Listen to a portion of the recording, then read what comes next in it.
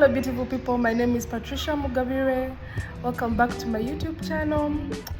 So in this video I'm showing you my travel preparations from Uganda, how I moved from Uganda to Kenya by bus, and you'll be able to see some of the sceneries that are on the road, some of the stopovers we had, and yes, the food that you can eat in Kenya. 5 countries, actually 4 countries, I'm not doing the last one, to Kenya, Tanzania, Malawi and Zambia. Enjoy.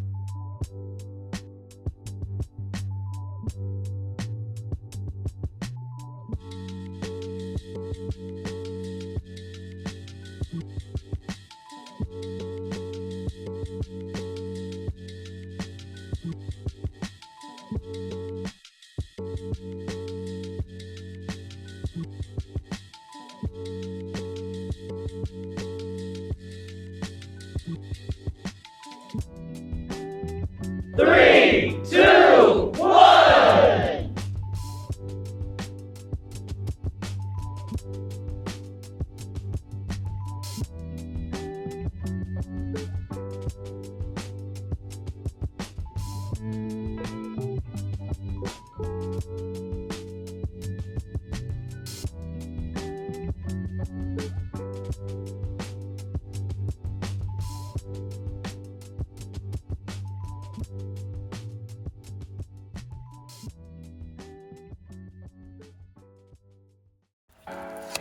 Yes, so as I've told you guys, I'm going to 5 countries, travel 5 countries within 3 weeks, coming close to 3 weeks. Actually it's 19 days.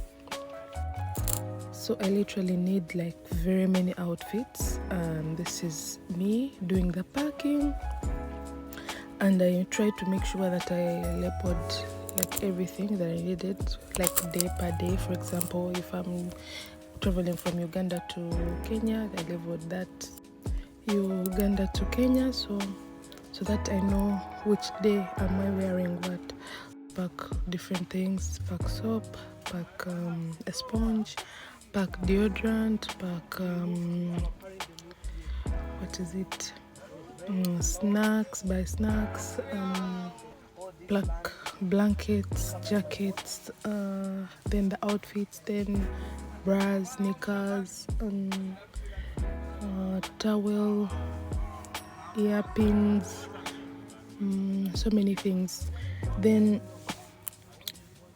so you'll see me doing the packing. I'm trying to show you guys like some of the things that you need to pack while you're going to travel, and you have to pack like in small quantities. For example, the soap, I have to cut a small piece.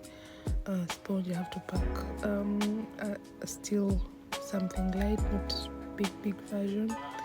Then I also wanted to pack jik, so that I disinfect like the bathrooms that I'm going to use, so that I don't get infections, since I'm going to be in very many places, and you don't know which bathing situation you're going to find. So this was definitely a must-have.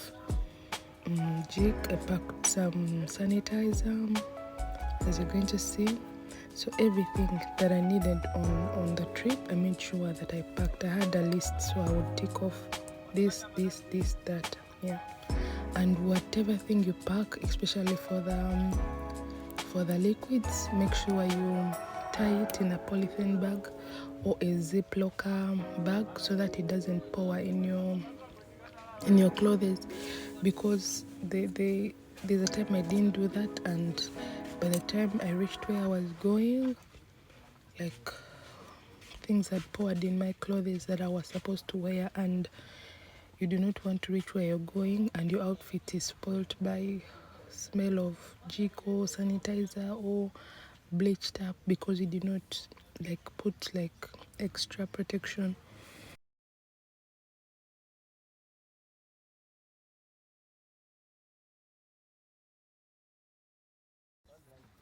So another thing that I made sure to pack was polythene bags, because you can never have too much of polythene bags, because you're going to reach places, you're going to dirty the clothes, so you need somewhere you can put like dirty clothes.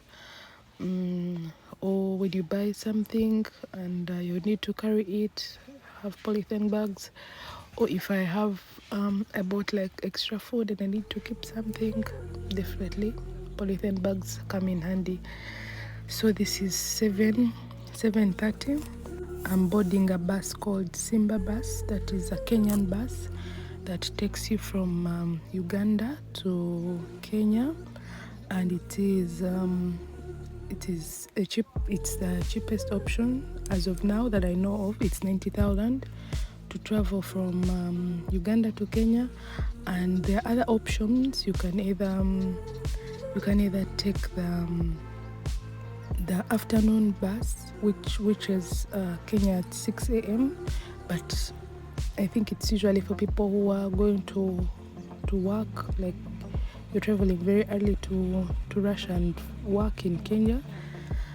So it's quite a bit higher than the evening bus. It's 110,000. There's also an option of Marsh Power. I think Marsh Power also does travel to Tanzania. There are a couple of buses I've used before as well, Classic, but I didn't have a good time with them. So nowadays, every time I need to go to Kenya, Simba Bus is my bus. Yes, so the first thing they did is fuel the bus, because we're going to be on a long journey.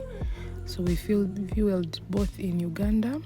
So this is it. We had a bus stop at Starbucks, and then once we got to Kenya as well, we fueled. I'll show you guys like in a minute. The good thing is that once they do this, you don't have to keep like stopping. They do it once and then you're done. And so this is the border, Uganda-Kenya border.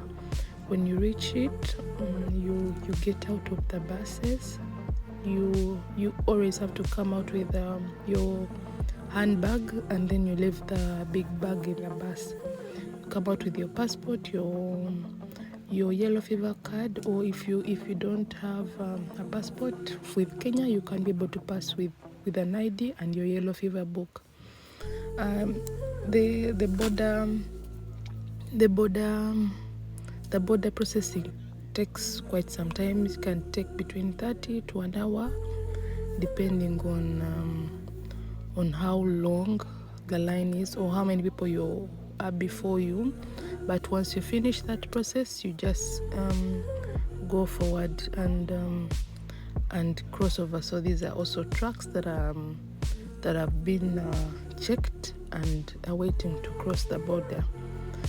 So when you're crossing, you cross on foot because the bus is processed, and then you find it like ahead, like that side in front.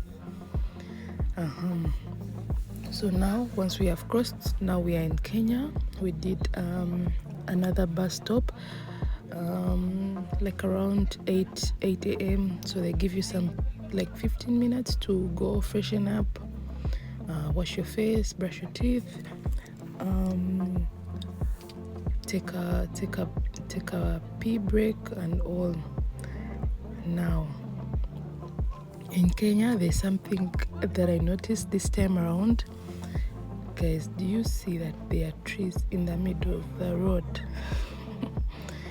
KCC is trying to do the same for Uganda, but people just keep stepping in the trees. But it looks so beautiful with it in between.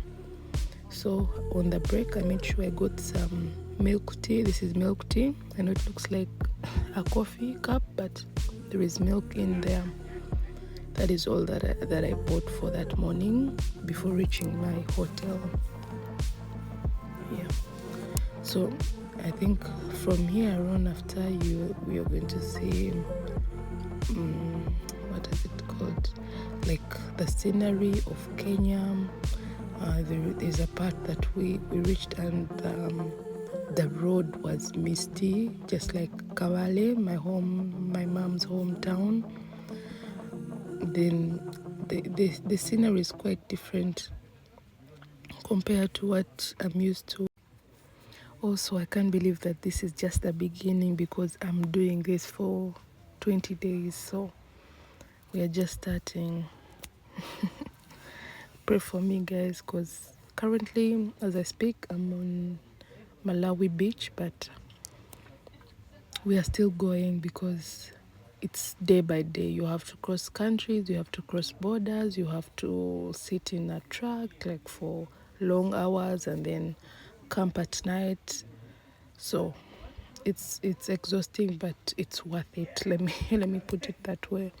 Yes, so this is the Simba bus early morning. Those people in front are the VIPs. So the bus has a VIP section whereby you top up more money, about usually 20,000 on the 90,000, so that you get a comfortable seat. Those seats which incline backwards, and you can be able to sleep well on the movement. So what I usually do, I just get the immediate seats from the VIP. They don't have the inclining thing, but they have like good space, good leg room, so it's like a mini VIP. Yes, so that is a hack I discovered as well. At this point, it is like about 13 hours in, and I'm super tired, but still I'm here for it. This is why I moved. This is why I left my room to go see places. So all I can do is be patient, wait, and the rest is in God's hands. Yeah. Then can you imagine, like, there are trees like this that exist, like from down it's yellowish and it has no leaves, and then it's so slim but tall and very, very green. I've not seen these trees before, and you'll notice in the Tanzanian clip that I'm sharing after this, it's the same thing but without leaves, dry. So God can really create stuff. Yeah, so this is from this is Nakuru. At this point we were at Nakuru. You know, there's some places that I crammed, and the petrol stations are quite different. I know we have some petrol stations in common, like Total, like Shell, like Rubis. I saw a Rubis. Then I've seen Meru in Malawi. So we have a few things in common, though not everything. Yeah, and this is the area I was talking about that is misty. You can't literally see what is down, but the road is clear. Okay, whatever is in front of you is clear, but whatever is further away from you, you can't see, you can't tell. So guys, I think let me leave you to see the scenery, and then I'll talk back to you when we reach the Kenyan city.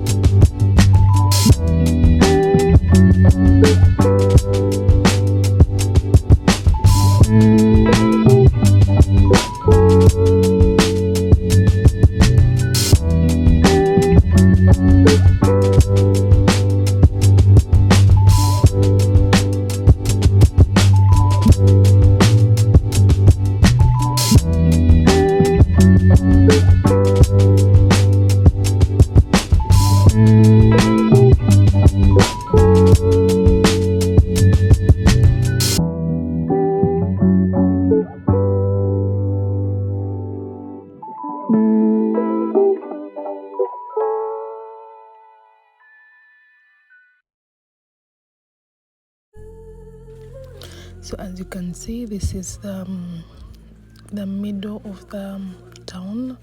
This area is called CBD, and we are going to where the buses drop us. Especially each bus usually has an office. Now, so for example, we are going to Simba bus office, and most of the bus stations are in CBD, like I've told you guys, and these roads are very confusing. When I say very, I mean very confusing, because the corridors are like every after like 2 buildings there's a corridor like that. So you can easily get lost. This is a taxi park, so they mostly use taxis, buses, and then there's taxis as a means of transport. I was really interested in the movement. There are so many guys here who carry bags with the pushing carts, and it's business as usual, very early in the morning. Yeah.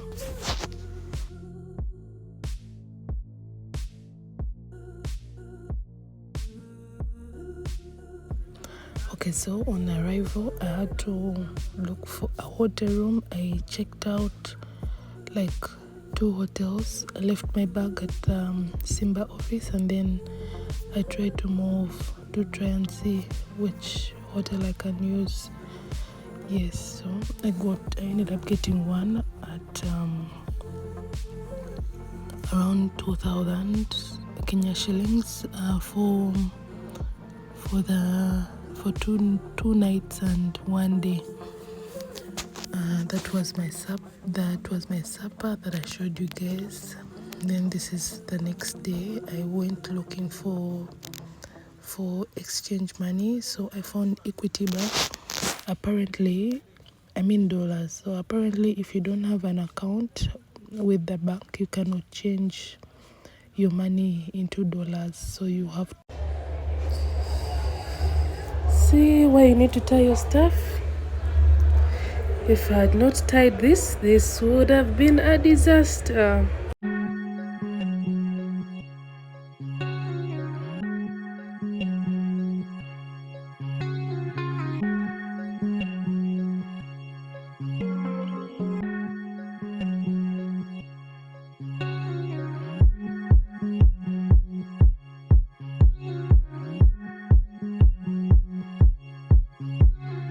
Thank you so much for watching. I hope you've enjoyed this video.